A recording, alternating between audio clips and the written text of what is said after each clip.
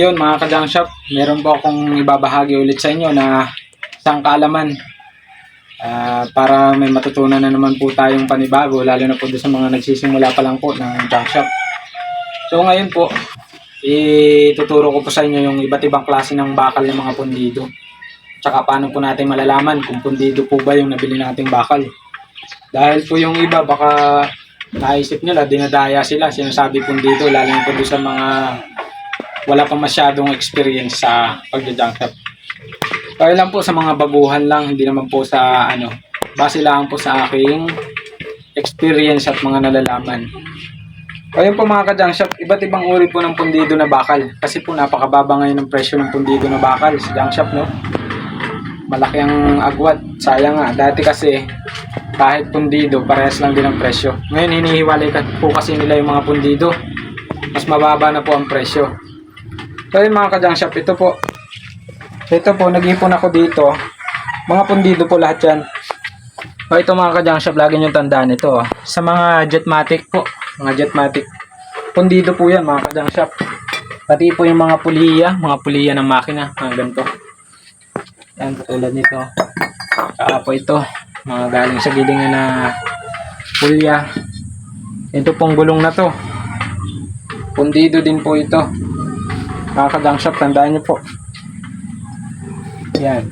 Tapos, mga ka-junk shop, sa ganitong makina. Yan mga ganyang makina. Hindi po lahat yan ay pundido. Ito pong mga flywheel niyan, mga ka-junk shop, pasok po yan sa solid. Hindi po yan pundido. Maliban na lang po doon sa mga ganitong makina na mga China made. Pundido po ang kanilang flywheel. Pero ito pong mga Japan surplus na makina. Tulad po ng mga Kubota, Yanmar. Sa solid po ang flywheel niyan, mga ka-junk shop, hindi po yan pundido. Ito pong kanilang body, yan ang pasok sa pundido. Pundido po yan mga ka-junk shop, yung body nila. Pero ito po, itong solid na bolante na to, flywheel, solid po yan. Yung mga puliya, mga ka-junk shop, pundido yan. Katulad po ng mga cylinder head niyan, pundido din po yan. Tsaka po yung sa mga water pump po, mga ka-junk shop, sa mga tubig, katulad po nito.